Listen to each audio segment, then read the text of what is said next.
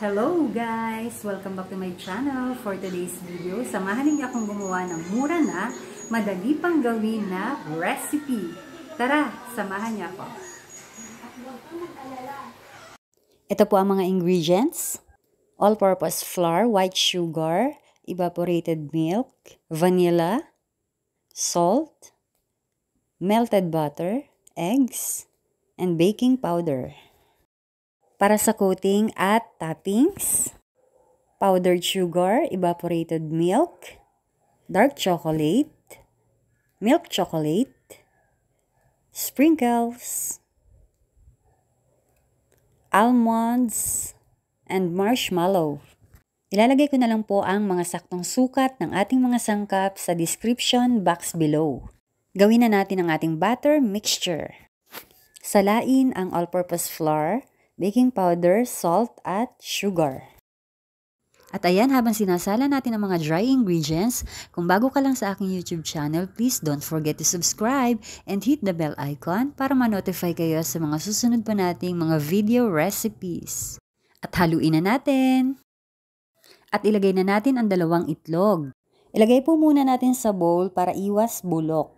At dapat po 1 by 1 lang po ang paglagay. Sunod na ilagay ay ang ating melted butter, ang 1 teaspoon vanilla, 3/4 big can evaporated milk, at haluin.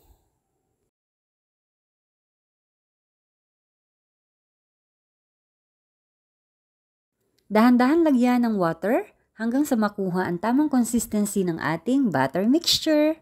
1 cup water lang po ang nailagay natin dito plus 3/4 big can ng evaporated milk. Ang tamang consistency po na hinahanap natin ay dapat hindi masyadong malabnaw at hindi masyadong malapot. Dapat ganito lamang po ang consistency. So, okay na po ito. Isalin na natin sa ating pichil para madaling isalin sa ating saucer. At lagyan na natin ang saucer. Saucer na lang ang tinawag ko dito kasi hindi ko alam kung anong tawag talaga dito. Basta ang alam ko pinaglalagay niya ng mga sauce ng mga fishball, kikiam, etc. At ng soy sauce pala. Paki-comment nga po sa comment box below kung ano po ang tawag dito sa lagayan na ito. Nag-preheat na po ako dito ng ating paglulutuan sa loob ng 1 to 2 minutes. Okay na yon. Butter pang grease sa ating maker. At ito pang grease. At barbecue stick pang remove mamaya. Pwede na tayong magsalang ng ating batter mixture. I-grease muna natin ang butter sa ibaba at sa itaas ng ating maker. Dapat po room temperature na po ang ating butter para madali na po siyang ipahid sa ating mga maker. Tapos ilagay na natin ang ating butter mixture. Dapat po hindi matatakpan yung hole na nasa gitna. Takpan na natin at lutuin natin ang unang side sa loob ng 2 minutes. After 2 minutes, baliktarin natin ang ating mga donuts. At ayan, nahirapan ako sa barbecue stick sa pagbabaliktad ng ating mga donuts. Kaya, gumamit na lang ako ng tinidor. Parang nung gumawa lang ako ng waffle pang negosyo. Kutsara at tinidor lamang po ang ginamit ko pang baliktad or pang ahon ng aking mga waffles. At kung hindi pa po ninyo napapanood ang waffle pang negosyo recipe, ilalagay ko po ang link sa description box below. Ayan, takpan na natin at lutuin natin ito sa loob ng 1 minuto.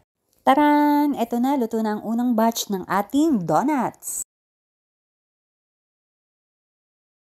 I-grease ulit natin ang butter at lagyan ulit natin ng butter mixture.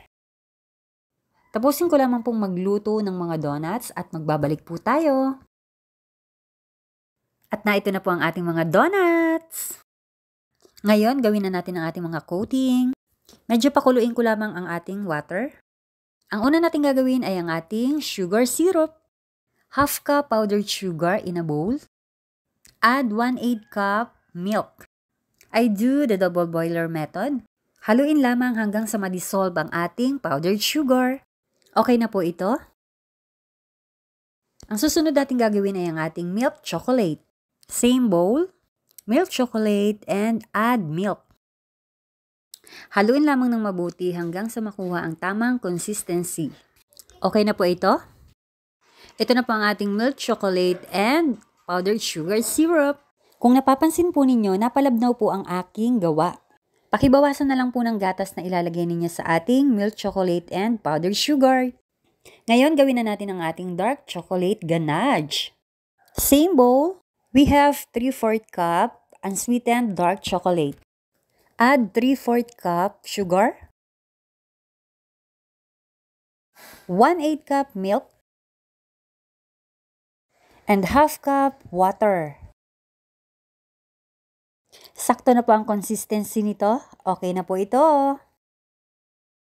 Okay, i-coat na po natin ang ating mga donuts.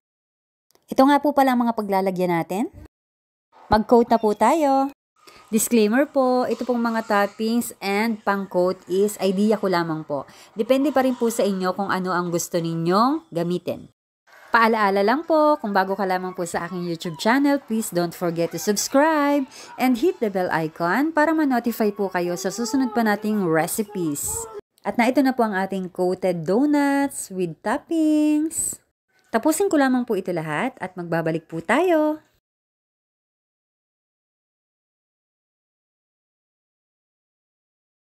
Ito naman ang sunod nating gawin. At tikman na natin. Napakasarap. Perfect ang pagkakagawa natin ng ating dough. Napakalambot. Moist because of the butter. Must try all the flavors. So yummy. Approve! Thank you for watching, guys. See you all again next time. Bye!